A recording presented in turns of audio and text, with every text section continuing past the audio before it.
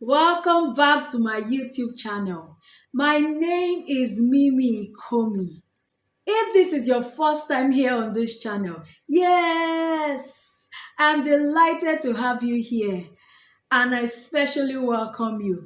Thank you for choosing to click on this video and I hope that you watch it to the very end and that you don't stop there, that you also go back to binge watch the previous videos, that you like them, you drop your comments, you share with your family and friends because trust me, you will find them helpful. And most importantly, that you get to subscribe and turn on the notification button so that you'll be among the first persons to get notified when a new video drops. If you're a returning subscriber, thank you. Thank you for always clicking on my videos. Thank you for watching them. Thank you for liking them. Thank you for dropping your comments. Yes, I see your beautiful comments. God bless you for those comments. Thank you so much. Thank you for also sharing with your family and friends. Please don't stop sharing. Yes, you shouldn't grow alone. You shouldn't be gleaning alone. You shouldn't be feasting alone. And you shouldn't be growing alone. You should grow with your family and friends. So anytime you get an information that you find valuable, you should share with them because you do not want a situation where there is a knowledge gap. Because when there is a knowledge gap in your relationship, it will affect it. If you are up here and they are down here, that relationship will not work. So learn to share with them. When you get valuable information, learn to share with them so that you can grow together. It's lonely at the top, so don't grow alone. Grow with your family and friends so that you all be at the top together. Once again, I say thank you. God bless you. Today, I'll be sharing on how sometimes God's protection or promotion looks like punishment.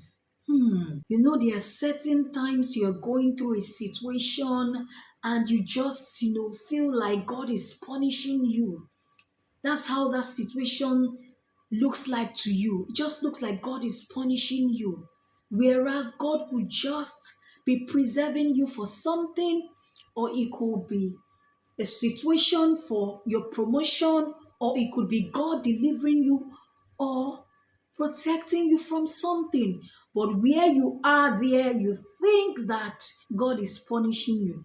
Right now, you may even be going through that kind of situation where you just feel like God is punishing you. I'm going to share from the Bible people who found themselves in situations like that and who must have felt the same way, that God was punishing them, that God had turned his back on them, whereas it was God preserving them for something, or God protecting them, or God delivering them, or it was for their promotion. So I'm going to start with the story of Joseph. Joseph is a very common story. I mean, if you went to Sunday school as a kid, you must have heard that story over and again. If you also, went to a Christian primary or secondary school, you must have offered Bible study or Christian religious knowledge or Christian religious studies, whatever your school called it. And in the curriculum, Joseph's story was always there. So I'm sure that you have heard this story over and over again. This is not the first time you'll be hearing it. It's not strange. Calling Joseph's name is not strange, or saying I want to, share a bit about the life of Joseph is not strange at all. So Joseph was the 11th son of Jacob. Jacob had 12 sons, popularly known as the 12 tribes of Israel, and Joseph was the 11th son. Joseph happened to be Jacob's favorite son. I just feel like the love he had for Rachel, that's Joseph's mother, he just transferred it to Joseph. He made Joseph a coat of many colors. There was this love that he had, this preferential treatment that he gave to Joseph. And then Joseph used to have dreams, these dreams where he will see his brothers, they'll be binding ships together, and then suddenly he will see his own ship stand up and the sheep of his brothers will bow before him. Or where he saw 11 stars, which represented his brothers, and then the moon and the sun, which represented his father and mother, bow before him. But at that time, Joseph did not understand the dream, and he also was naive. So he would share these dreams with his family members carelessly. He would just tell them, I had this dream. I saw you in that dream. You were bowing before me. And his father just took it as, no, a child is just speaking. He just kept it in his heart and didn't really give too much thought to it. But his brothers saw it as a big deal. They saw those dreams as a big deal. And according to the Living Bible translation, it is said that Joseph was cocky. So it felt like those times when he would say it, he said it with a lot of pride, arrogance, which we'll say was based on the fact that he was really naive. So he would say those dreams with, hey, come. Let me tell you the dream I had today or yesterday night. Let me tell you the dream I had. See, we are gathered together. We are binding our sheaves, and then my sheaves stood up, and then all your sheaves bowed before me. And he'll just keep going on and on and on with his dreams. And his brothers began to become envious of him because they were wondering, what kind of dream does Joseph have? What does Joseph mean by we will bow before him? So they didn't find it funny. And the Bible says, specifically the Living Bible translation, said that they could not say any kind word to Joseph. Not at all. Yet Joseph did not think that his brothers were envious. He was just naive. Probably he would see their reactions anytime he shared his dreams with them. But he would just feel like, well, it's just normal. And he would just laugh it up. When he shares his dreams with them and they say, please get out. What do you mean? We'll bow before you. I beg. Please just leave here. You this boy, you just know how to talk anyhow. You talk anyhow. And Joseph will laugh and say, what's wrong with you? Why are you reacting like that? He didn't think that there was anything to it. I'm not sure Joseph even understood the magnitude of those dreams. No, he did not. He just thought they were dreams. He just felt like it was fun to him to taunt his brothers with those dreams. But his brothers understood something. They understood that those dreams were important. And envy began to brew in their hearts. Hatred and envy towards Joseph began to brew in their heart. And so Joseph, who was the father's favorite and also the father's informant. So anytime his brothers would do something wrong or something bad, he was the one who would run to their father and say, Daddy, come and see what Brother Reuben did. Come and see what Brother Simeon did. Come and see what Brother Levi did. He was always the father's informant. And the father really loved him and pampered him, showered him with so much love. Maybe that was part of what made his brothers envious of him, because of the preferential treatment. Maybe it's those kind of treatment where Jacob will not finish his food and he will leave a little portion, but that portion belongs to just Joseph. His brothers will not partake in it because his father loved him and he did not hide it. So on this day, the brothers of Joseph had gone to the field to go and work. And as always, the father said, come and take food to your brothers and also check on them and come back as per informant and tell me what's going on. When his brothers saw him from a distance, they said, here comes the dreamer. This is the opportunity for us to kill him and let's see what will become of his dream. Shebi is always talking about those dreams. If we kill him today, we'll see how those dreams will come to pass. When Reuben got wind of their plan, Reuben said, no, we won't do that. He's our brother. We will not shed any blood. Let's throw him into a pit. Reuben's plan was to later on quietly bring Joseph out and take him back to his father or their father. That was Reuben's plan. But somehow, Reuben walked away. Maybe Reuben went to some part of the field, some other part of the field to go walk. And then some people were passing by, the Midianites. And Judah, who was the fourth son of Jacob, brought up a suggestion. He said, instead of us to kill this our brother, so Reuben is right, we don't need to kill him.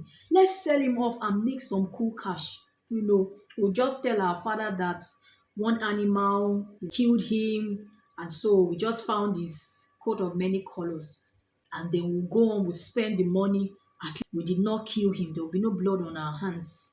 And so they all agreed to that plan, and they sold him for 20 pieces of silver to the Midianites. By the time Reuben came, Joseph was gone. The Midianites in turn sold him to Potiphar. So he got to the house of Potiphar and became a slave. They sold him as a slave, so he got to Potiphar's house and he became a slave. I can't imagine what went through Joseph's mind when he got to Potiphar's house, when the reality dawned on him that he was now a slave. This was daddy's boy, star boy, because Joseph was a star boy. He had a very bright star. Daddy's boy, star boy, and now he had been reduced to a common slave. I don't know how he must have felt. And from what we see in the Bible, Joseph had a good relationship with God. They will call him a righteous man. So I'm sure he must have felt heartbroken. He must have felt disappointed. He must have thought to himself, why did God let this happen to me? Why did God let my brothers sell me? Why? Why did he watch them sell me? I can't imagine the kind of thoughts that were going through his mind, but I'm sure that those will be the kind of thoughts going through his mind. He felt like God was punishing him. But let's analyze it. If Joseph had remained back in his father's house, that's if Reuben had succeeded with his plan to take him back to his father, and also, vow that you will protect Joseph, I'll make sure that our other brothers do not harm him.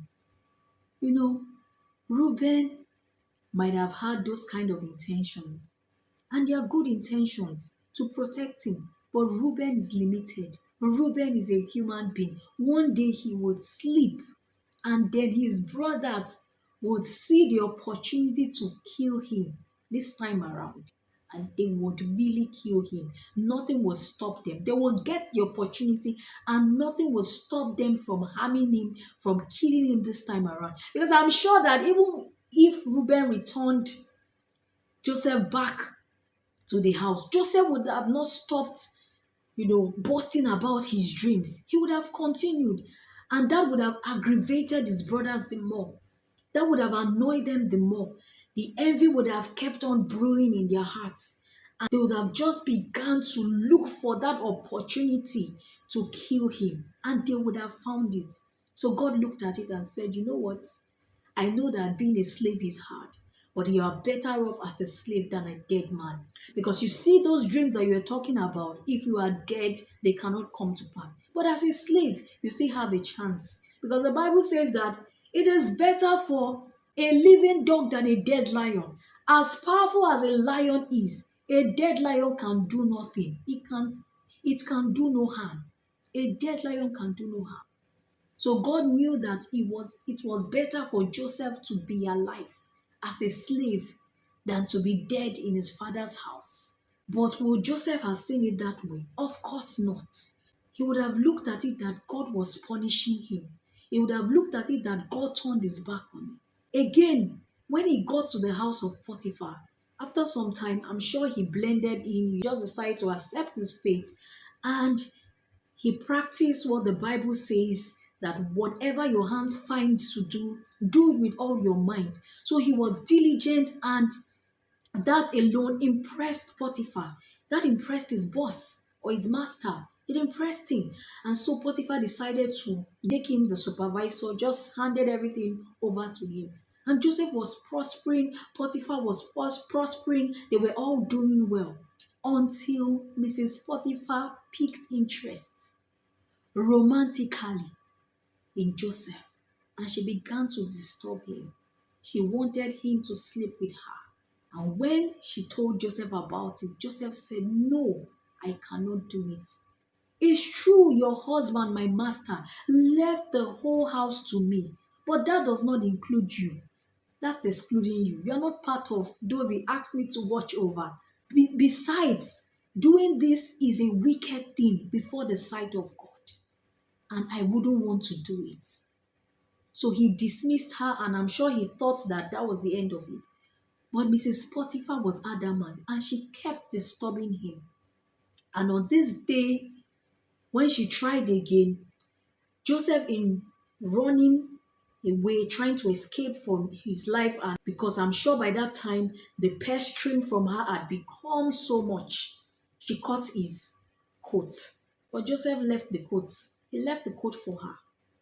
And then she had an idea. And the idea was to frame him up and accuse him of rape. And so Joseph went from being his father's favorite, the one that his father made the coat of many colors, the star boy, to being a slave and now a prisoner. How worse could it get? I don't know what must have been going through Joseph's mind when he got to the prison. All these things that had been done to him had been done to him unjustly. At this point, he must have said, no, no, no, no, no. If before now I did not think God was punishing me, or I just had it as an idea, this is a confirmation. Being in this prison is a confirmation that God is actually punishing me. I don't know what my offense is, but he must be punishing me. That's what Joseph must have felt. But let's analyze it again too. If he had remained in Potiphar's house, and Potiphar's wife kept pestering him, and one day he might have been vulnerable and just giving in. And also the thing about pestering somebody is that they could get tired and just give in so that you get to leave them alone. I say this, I do not like people to beg me. When I found out that begging is a form of manipulation, anytime I tell somebody I won't do something, I tell them, don't beg me. Don't force my will. If I will do it, I will do it. Don't try to beg me, because trying to beg me is a way of trying to manipulate me. That's how I see it. I see begging as a form of manipulation, because if a person keeps begging you, constantly keeps begging you, pestering you, it gets to a point where you're like, you know what, it's okay, it's fine, I'll do this thing and have what you want. So if Mrs. Potiphar kept pestering Joseph, Joseph may have gotten to a point where he just said, you know what, it's okay, let's just do it. Let's do it. And I'm sure Mrs. Potiphar might have, promised him some things, some really enticing and beautiful things. And so he may have looked at those things and said, you know what, this God that I'm even trusting and believing in, look at where he has kept me. He made me come into this place as a slave. He allowed my brothers sell me off as a slave. So what's the point of serving him? Let me just take this my madam's offer, Jerry, and I just take it and sleep with her. After all, she promised that she will protect me. Yes, he would have taken up that offer. So God looked at it and said, you know what, Joseph, it's better for you to be in the prison so that your destiny will not be aborted. Because if he has slept with Mrs. Potiphar, trust me, he would have been caught, and probably they would have just been sentenced to death. Potiphar would have just sentenced both Joseph and his wife to death. Or he may have even spared his wife, but made Joseph the scapegoat. And so Joseph's destiny would have been aborted. So God said, it is better for you to be in the prison. And from that prison came his promotion. So you can even see that God preserved him, because eventually God used him to preserve his people. So God preserved him. All those situations, preservation was part of it, protection was part of it, and promotion was part of it. Joseph got 3 in 1. Another example is the Israelites. The Israelites had gone through many years of slavery. They had gone through pain. The Egyptians had dealt mercilessly with them. And God decided that it was time for their deliverance. But he decided to take them through the Red Sea and the wilderness. Those that came into the land of Egypt, that's their fathers, they came in through land, because it was never stated in the Bible that they came in through the water or they came in through the wilderness. No, They didn't come through the Red Sea. They came through land, dry land. But God decided to take them through the wilderness, to take them through the Red Sea. And again, it felt like God was punishing them. God had made beautiful promises to them, and they could not just understand why God had promised to take them to the promised land, yet He was taking them through the Red Sea, and they were in the wilderness. They had to get water out of the rock. God had to send food from heaven, because if they had passed through land, that's normal land, they would have gotten better food, in quotes. They would have gotten all those foods that they were eating back in Egypt. They would have gotten them. They would have gotten water. They wouldn't have had to, get water from rock and all of that. But in the Bible, God looked at it and saw that if they passed through the normal route, that they will encounter the Philistines. And the Philistines will wage war against them. And these are people who are just coming from Egypt, battered, tired, mentally drained, physically drained, and they will not be ready for any battle. And of course, the Philistines will conquer them. So God decided that it was best to take them through the Red Sea. Yes, the Red Sea must have been difficult for them. Yes, the wilderness must have been difficult for them. But that was what God decided was best for them. They reacted to it, and it did not end well with them. And so I'll say this to you. If you are going through a situation where you think that God is punishing you, it's okay to feel the way you feel. It's okay to even voice it out, because Jesus at the cross said, my God, why have you forsaken me? He looked at everything that he was going through and he said, no, God, this was not the plan. No. This was not the plan. You did not tell me that it will be like this. Or like my people would say, you not tell me say na like this it go be. Baba God, you know yarn me this one now. He felt like that and he uttered it. So if Jesus Christ, our Lord and personal Savior, could feel that way and say it, I don't think there's anything wrong with how you feel. But you know the difference between Jesus and Joseph and then the Israelites is that Jesus and Joseph stayed. Yes, they stayed. Even when they did not understand what God was doing with their lives. Even when it felt like God was punishing them, they stayed. They stayed with God. But the Israelites did not. At a point, they got up and said, let's get a captain. If Moses and Aaron will not follow us back, we will appoint ourselves a leader and go back to Egypt. So they felt that God was punishing them and they decided to take things in their hands. But Joseph and Jesus, they stayed. Joseph had the opportunity to do prison break. Yes. He found favor before the prison warden. So he could have spoken to the prison warden or just arranged on how to escape. But he stayed there. The same with Jesus. Jesus didn't jump down from the cross. Even when he felt that the Father had forsaken him. He didn't jump down. He stayed there. And you know what's even interesting? What I find really interesting is that although Jesus felt like God had abandoned him, God did not. God is faithful. He never abandons anyone. And most importantly, He is a covenant-keeping God. He keeps promises. He keeps covenant. Because the psalmist had prophesied in Psalms 34 verse 20 that none of his bone will be broken. And then when they crucify people on the cross, what would happen is that if after some hours pass by and they come and check and they find that that person is not dead, they'll break their bones to hasten their death. But when they got to Jesus, they found that Jesus had died. So there was no need to break his bone. So even while he felt that God had forsaken him, God was still there.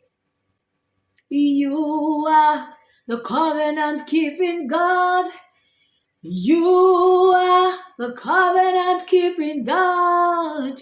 Yahweh, the covenant-keeping God.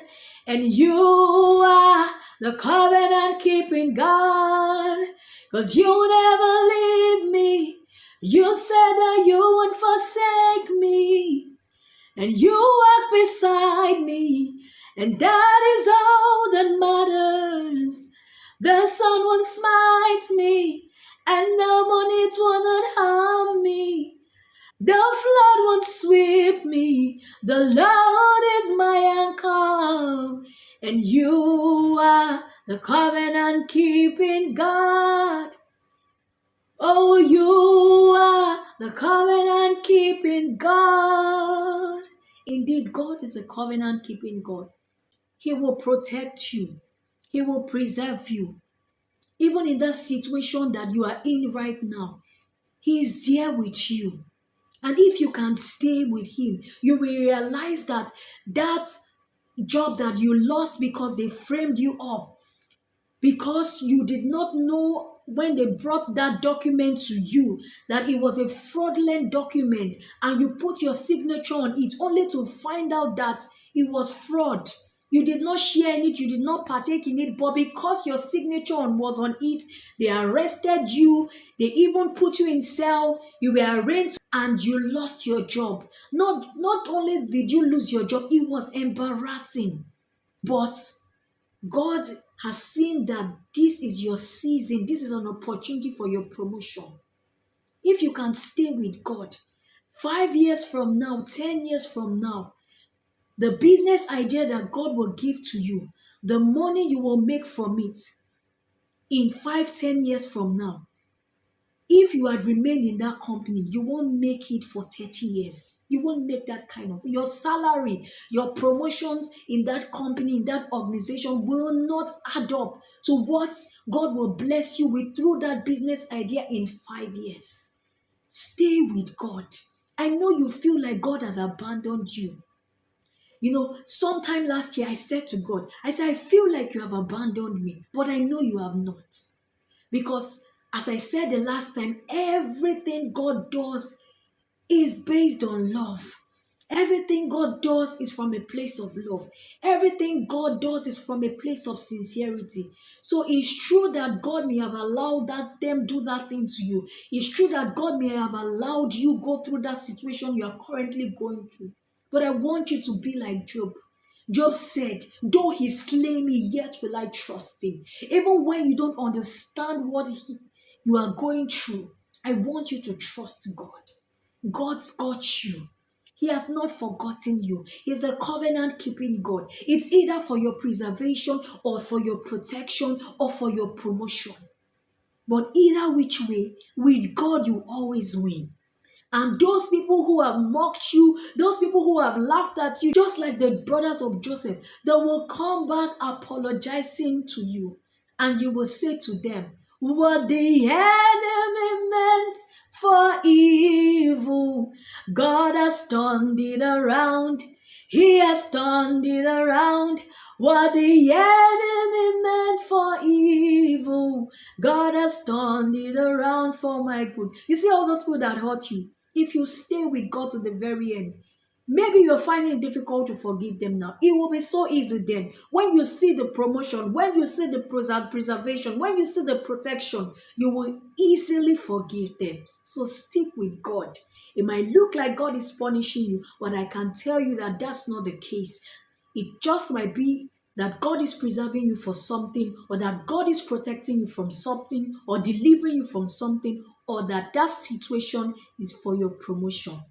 And I pray for you today that God will strengthen you, that the angel that strengthened Elijah and Jesus at their downtime, that same angel is available to strengthen you, that you will not give up, you will not quit, you will not take things into your hands like the Israelites and lose your blessing in the process, that even when you do not understand, you will trust God, that even when God is slaying you, you will trust him, and in the very end you will see that you will win. I thank God for you, and I thank God that his strength is made available for you. Please tap into God's strength. Tap into God's strength, because his strength and his grace is available for you to go through this season that looks like punishment, and it's victory on the other side. So this is where I stop for today. This is where I draw the curtain for today. As always, remember to like this video, drop your comments, drop your thoughts. If there's something you want to share that's bothering you concerning what you've heard now, maybe there's something that you're going through that you really would want to speak to me about, you can always reach out. I'm here, I'm available. Also, share with your family and friends. It's very important that you do that. Also, remember to connect with me on the various social media platforms on Facebook, on Instagram, on Twitter. On all these platforms I mentioned, you can connect with me on them. All right, it's bye for now and see you in my next video. Stay blessed.